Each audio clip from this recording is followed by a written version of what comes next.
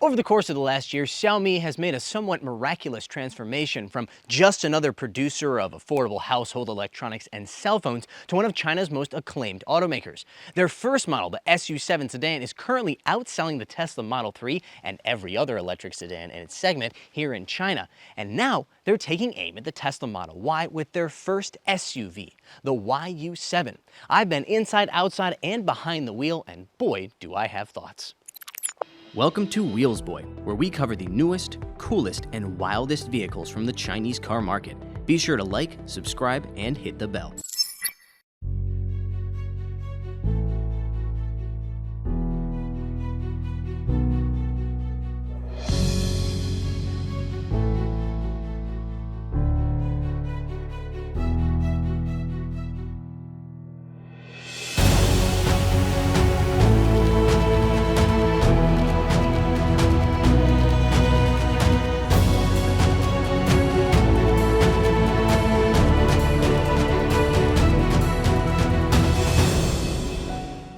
If you'd like to drive a Xiaomi YU7 or other Chinese electric vehicles through absolutely stunning landscapes, then you should join the Wheelsboy EV Tour. Our next stop takes us to China's Sichuan province with an optional epic adventure to Lhasa in Tibet. That's right, you can get behind the wheel of these cars in some of the most beautiful places on Earth.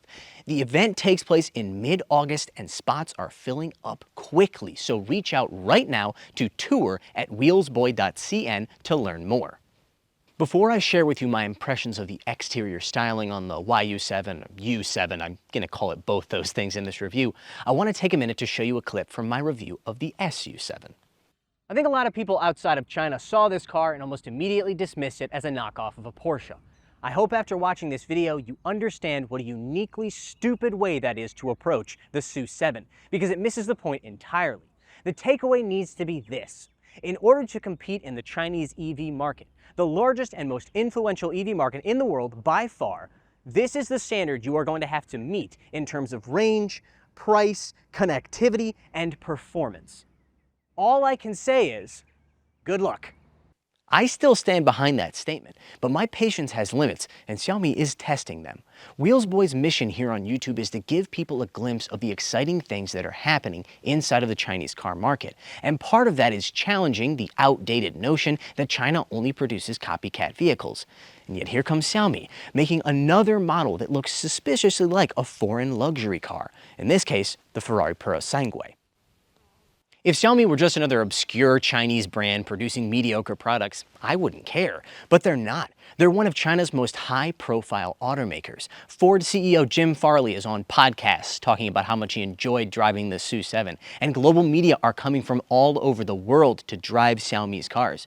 The event that I'm on right now is a global launch event. There are media from all over the world who've come to drive the YU7.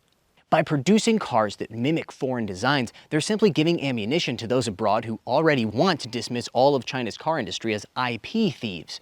I think Xiaomi has very strong products, and they've done a lot to raise the profile of China's car industry, but the way that they're doing it may come at a cost. That's my feelings about the context around this design. As for my feelings about the design itself, I absolutely love it. I think it looks fantastic, and I have to tell you that in person it doesn't look quite as much like a Purosangue as it does in photos. Xiaomi's also proven quite handily with their first model, the SU7, that people are very happy to be able to drive a car that looks like a luxury brand for a fraction of the price. It's also impossible to deny the fact that a great deal of thought went into this design, including when it comes to aerodynamics. This car has a drag coefficient of 0.245, which isn't as low as a Tesla Model Y, but also isn't high in the least. There's also some trick airflow going on. For example, around these McLaren-esque front lights, you can see where the air can enter here and then exit there on the top of the hood. This long hood and relatively low profile cabin would be familiar in the super SUV segment. We're talking about the Purosangue, the Aston Martin DBX, but when it comes to mid-size electric SUVs, it's positively alien. This thing at nearly 2 meters wide and about 1.6 meters in height looks absolutely sinister when parked next to other more traditionally shaped, well, let's be honest, computer mouse shaped electric SUVs. This comes with either 19, 20 or 21-inch wheels. Ours has the 21s. But there's a reason most automakers don't design their SUVs in this shape. It compromises interior space. Xiaomi, however, claims that the YU7 has the world's highest volumetric efficiency. What that means in terms of real-world numbers is 678 liters of space behind the second row and up to 1,758 when you lay them down. Those aren't class-leading numbers, but they're not back-of-the-class numbers either. Part of that volumetric efficiency is a well-packaged powertrain. That includes the use of cell-to-body battery structure, wherein the battery is actually a physical part, or rather an integral part of the structure of the vehicle. That means it does have a frunk.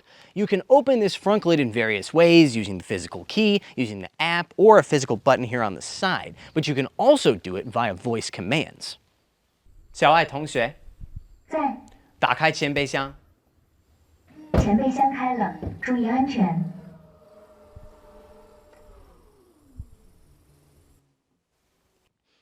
Inside is 141 liters of space, considerably larger than the 117 of a Tesla Model Y. It's covered by an equally massive one-piece clamshell hood.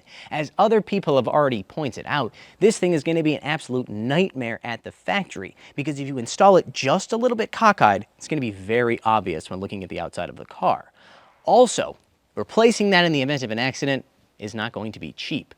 One piece of good news, however, it has adjustable opening heights, just like a tailgate, so you can worry less about having it run into whatever's overhead. The aforementioned battery pack that's part of the cell-to-body structure comes in two forms. The base rear-wheel drive standard car and the dual-motor Pro model use a 96.3 kilowatt-hour LFP blade battery supplied by BYD.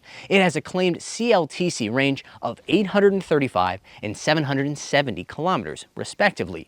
Max models like this one use a 101.7 kilowatt-hour NMC pack with a claimed CLTC range of 760 kilometers.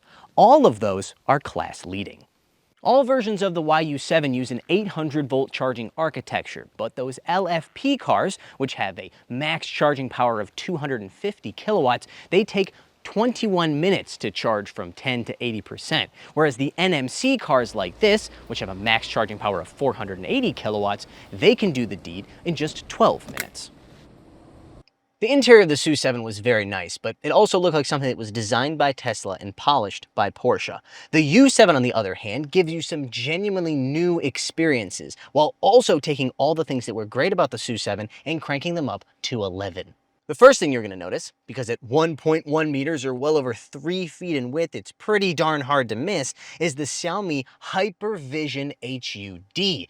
That is the wonderful heads-up display that you see at the bottom of the windshield right here. Now, when I first saw videos and pictures of this car, I was sure that they were exaggerating this thing. I thought this basically just looks like what brands like Avatar are doing, a really long screen behind the center one. But this is a true HUD, a screen down here on the dashboard that's being reflected onto this glass panel on the bottom of the windshield. In practice, it's actually quite nice. It's incredibly high clarity, and I really like all the graphics that they've used. It's also very, very customizable.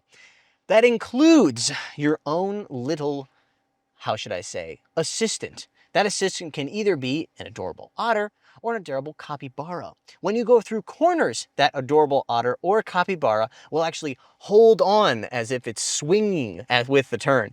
It is incredibly adorable, and I have a feeling it's going to sell quite a few cars. Another new feature is the glass roof. More specifically, the fact that the glass roof can transition from clear, like this, to almost completely opaque at the touch of a button. However, that transformation starts from the very edges of the glass and takes about 3 minutes to complete. One area where the U7 builds on the SU7's success is in terms of magnetic attachments. So, in the case of the SU7, you had a bunch of areas in which you could attach things like this, a row of physical buttons under the screen, allowing you to have physical controls for your air conditioning as well as your volume and a pause play button. Fantastic. That, however, was relatively limited in the SU7. Here, they've expanded it to include points like this out here. Now, these hex screw mounts were available on the SU7, but on the U7, They're powered. So before, if you wanted to have, say, for example, a charging phone mount, you had to have it right here on the back of the screen. But now you can put it over here to the left of the driver and frankly, a much more usable place. Each of the ones on the sides of the car is powered. There's also now an attachment area right here where you can do things like this. You can attach this camera. Now this camera can be controlled via the center screen, and that includes being able to completely spin it around like this. You can also go up and down like so. And you can access this camera remotely via your Xiaomi app. That brings me around to what is probably the coolest and yet most subtle thing that you can do with this interior magnet system. And that's this little button right here. This thing can be placed throughout the interior in various magnetic areas, including up there on the dashboard, here on the rear of the center console, as well as a couple places in the back seat. Now, what you can do with this button is, well, you can do almost anything on the interior. Right now, I have it set up when I hit this, it opens the password protected glove box. Well, obviously there's no password right now, but it could be password protected. It's also absolutely massive, by the way. It apparently can fit 7 14-inch laptops. But really, that's just the beginning of what it can do. If you go into the menu, you can see that there are dozens of different functions that it can control, ranging from the seats to the air conditioning, to the lighting, to the windows, the driver assistance system, the navigation, the media, the phone, volume. There's absolutely dozens, if not hundreds, of different commands that you can function into this one little button. This is all part of Xiaomi's latest OS, which also includes something that they call the Xiaomi Hyper Task system. So what that means is you can create specific scenarios. So when specific conditions are met, specific things will happen. For example, just randomly, I could say, when someone gets into the driver's seat, I want the system to, let's see, I want it to turn on the cooled seats, or I want it to change the exterior lighting or the interior lighting on the car, or I want it to change the volume. Let's say I want to get in and I want to make sure the volume is at my preferred level. Well, I can change the specific volume level right here in the system. It's really completely ridiculously granular in the things that you can do.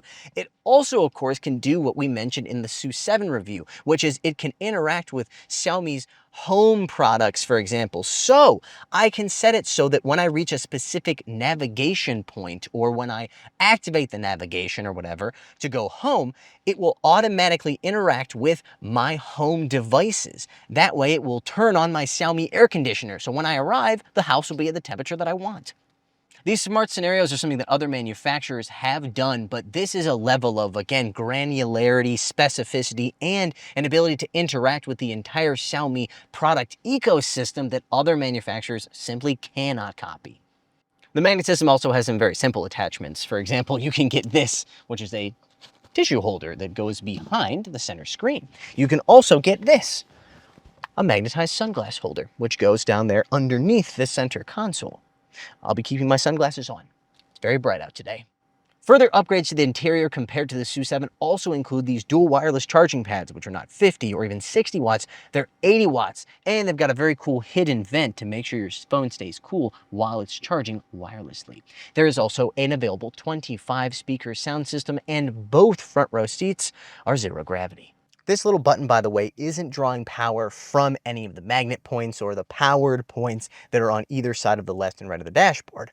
Actually, it has a little watch battery inside and can last apparently up to a year. But a complaint that I have, there are 9 apparently areas where you can mount this button inside of the car. However, they're not clearly marked. So I've spent quite some time trying to find where it is that I can place it here in the back seat, and I can't really find it.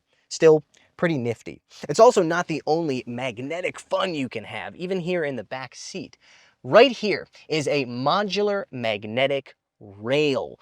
This is a powered rail where you can install these kind of little modules. So for example, this right here is an additional light. If I press onto it right here, you can see that it turns on. Press it again, it turns off.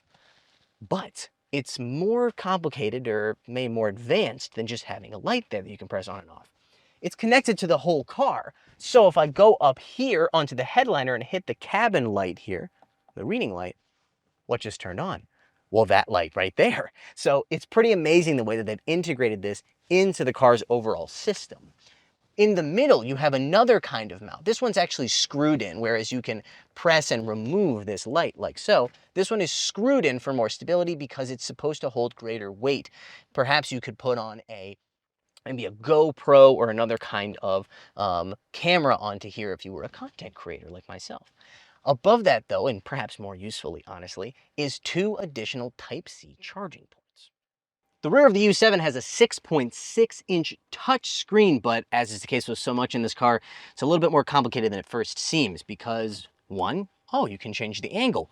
Oh, you can actually take it off. This thing basically appears to be a Xiaomi phone that they've turned into a screen, but there's no camera on the back. Obviously, it's removable, so you can pass it between the rear passengers. The last time I saw something like this, it was on the $200,000+ Hongqi Guoya sedan, one of China's most, if not the most, expensive sedans that you can buy in the Chinese car market. This is allowed to or able to control your air conditioning, your seat functions, which include heating here in the back, as well as your music and other functions, including down here underneath your heated and cooled storage area. Under the right rear passenger seat, there's also a 5.2-liter storage drawer. I've taken the liberty of enjoying a soda water from that refrigerator because it's extremely hot today. I'm going to enjoy it even more by folding down the center console and putting it here in this cup holder. This, by the way, is an area to put your phone, but it is not a wireless phone charger. Space in the second row. Legroom-wise, it is slightly larger than the Tesla Model Y. Headroom-wise, I don't have specific numbers, but it seems in line with vehicles in this class with a nice big glass roof like this. This seat back has adjustable angle all the way up to 135 degrees, which I'm not going to be able to achieve right now because there's a bunch of stuff in the trunk. Xiaomi has yet to announce official pricing for the YU7 as of filming, but I will pin a comment below this video when that pricing is announced. Right now, I'm going to predict something like 34 to 43,000 US dollars. Please feel free to reply to my comment congratulating me for my amazing predictive abilities or telling me just how wrong I was.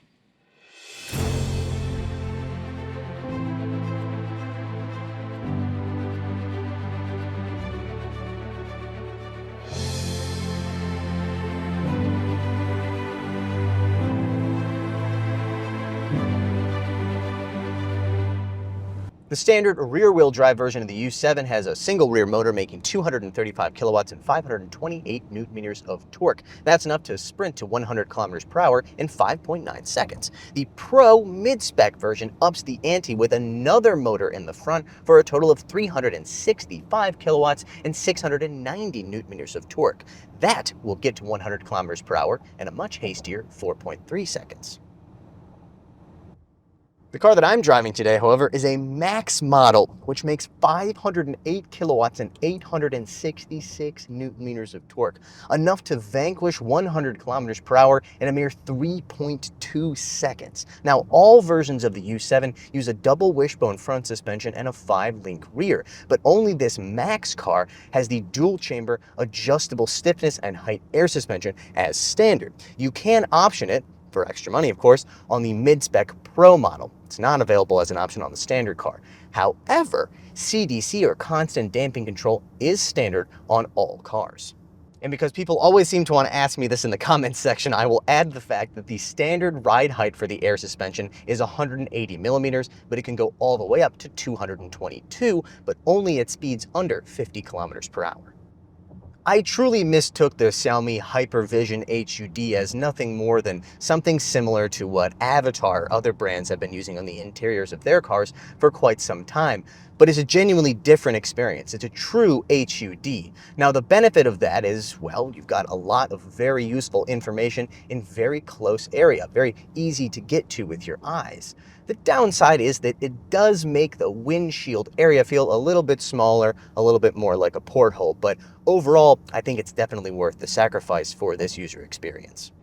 The U7 comes standard with NVIDIA's Thor driver assistance chip, making 700 TOPS of computing power. That goes towards coordinating a sensing suite that includes a LiDAR unit, tons of cameras, and both short and long-range radar. Now, my time behind the wheel is a little bit limited, so I'm not going to be able to really experience this system, which is capable of both city and highway NOA, so I won't comment on its performance during this test drive event. However, this does offer me the opportunity to talk about a very interesting feature on this car that I've never seen on any other. It's called privacy mode. It's a one-button system or one-touch system in which when you hit the button, it turns off all of the sensing units in the car. We're talking LiDAR units, cameras, radar, and when I say cameras, I mean exterior and interior cameras as well as microphones. That means that when you hit that button, you can feel safe to, I don't know, discuss state secrets or maybe, do whatever you want to do alone in a car or with another person or with 2 other people or 3 other people. I won't judge. But what separated the SU7 from other Chinese electric sedans wasn't just its smart cabin features or its outright speed, though that was very vigorous. It was the handling, it was the driving experience, which had a level of agility, of lightness that other Chinese electric sedans have never achieved. This car, then, has some very big shoes to fill.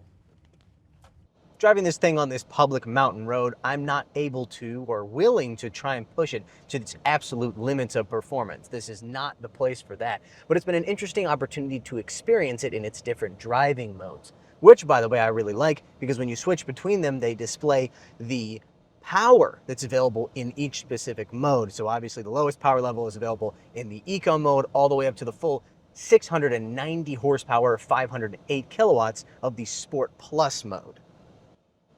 To put this car in its proper context, I have to talk about its competition, which is the Tesla Model Y. The thing that's special about the Model Y is the fact that despite it being an electric SUV, it actually feels and drives more like a sedan as I pass a Tesla Model Y here on the road. That means that you have a greater amount of confidence when it comes to pushing it through corners like this. This car does indeed drive like a lifted SU7. It does have that same sense of lightness on the front end and agility. The steering as well is much better than almost every, I'm gonna go ahead and say every Chinese electric SUV that I've ever used. So the steering is accurate, the feedback is, relatively speaking, for an electric SUV, quite plentiful. It doesn't feel quite as planted as the Tesla Model Y, especially the higher performance versions of it. It has a lighter steering, a lighter feeling to the front end, but that is actually a good thing. One of the things that people often complain about here in China is the fact that Tesla Model Y, Tesla Model 3, the steering, regardless of driving mode, is very heavy, whereas the difference between the driving modes in this car, Eco, Comfort, Sport, Sport Plus, are very noticeable. That includes when it comes to the suspension. The air suspension in this particular Max model is very good. I'm seeing a lot of very good body control in these corners with not a great deal of body roll. I'm also noticing a pretty good control forward and aft. We're talking about brake, dive, and acceleration. This thing looks like a wagon more than an SUV, and thankfully, it actually drives more like a wagon too. I'm really relieved by that, because if this thing didn't drive as well as it looked, I'd have been pretty disappointed. Another thing that set the SU7 apart from other Chinese electric sedans was the sensitivity of its accelerator pedal. Basically, Xiaomi was willing to say, hey, we're going to give you an accelerator pedal that if you're not using it properly is going to make everyone in the car extremely uncomfortable. But if you are in a performance driving situation and you want a quick response, you're going to get it. Playing this thing feels like playing an instrument. There's an instantaneous rush of power. But if you're just driving through city streets and your focus is on keeping everyone in the car comfortable, then you can use motion sickness relief mode. This is a driving mode that I've never seen before in another car. What it does is it adjusts the regen and the accelerator pedal so that they're both very gentle, thereby keeping you from going through the experience that so many people have while riding in EVs, the coming up to a stoplight, doing this, getting away from a stoplight, doing that. It makes it a much more comfortable experience. I have a feeling a lot of people would appreciate seeing that in more and more EVs.